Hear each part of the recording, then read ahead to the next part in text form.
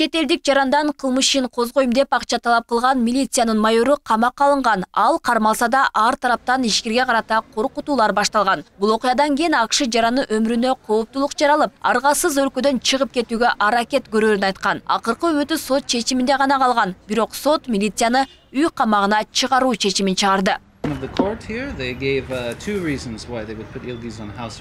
Сот эки жүйөнү келтирген. Бул кылмыш анча деле оор эмес деп көрсөтүлгөн. Бирок мен айтам, кармалган жаран мамлекеттик кызматкер, жөн эле катардагы кызматкер эмес, чоң кызмат ордун ээлейт. Бул милиция болгондон кийин өзүнүн жоопкерчиликтерин, милдеттерин тагаткарыш керек болчу. Ал таасирдүү адам, тааныштары көп экен. Сотторго таасир этет деген жагдай ачык көрүнүп турат.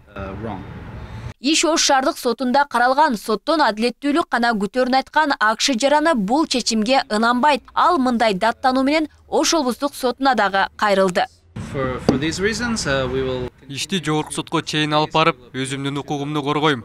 Президент Садыр Жапаров, УКМК төрагасы Камчыбек Ташиевке да кайрылгым келет. Бул аябай чоң окуя. Сиздер ушуларга көңүл бөлсөңүздөр, бул окуяны бардык чет элдик жарандар карап олтурат. Айрыкча Европа, Америка жактан келгендер менин окуяма терс жыйынтык чыкса, алардын көбү бул өлкөдөн келүүдөн чочулайт деп ойлойм.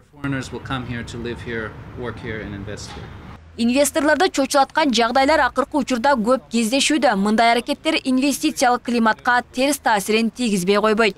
Бүгүн биздин өлкөгө мына ушул инцидентти көргөндөн кийин, азыркы Кыргызстанда жана Жон мырзанын желкеси менен сезген окуяны көргөндөн кийин сырттан бир $1 миллион акчам бар, Ош шаарына же Бишкекке келип бир инвестиция салып, бир нерсе курайын деген адам эми ойлонот да.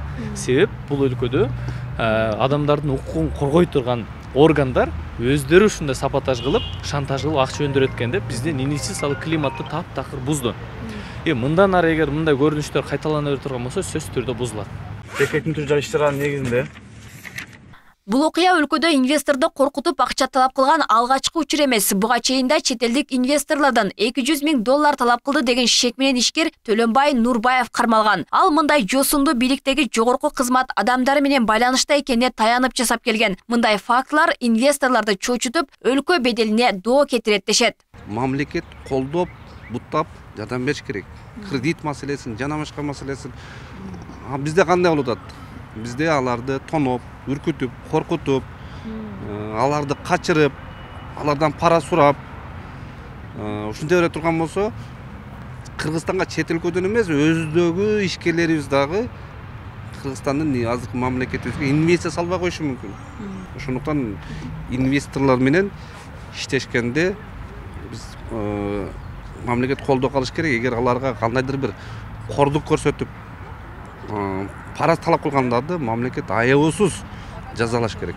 Ал арада УКМК төрагасы криминалдардан кысым көргөн ишкерлерди органдарга кайрылууга чакырган. Акыркы учурда Кыргызстанга кирген түз инвестициядагы кескин азайган. Улуттук статистикалык комитет 2023-жылдын 1,5 жылдыгында өлкөгө кирген түз инвестициянын суммасын $429 миллион деп эсептеген. Алмагүл Эрке, Багызы, Шахрух Иминжанов, Ош ТВ.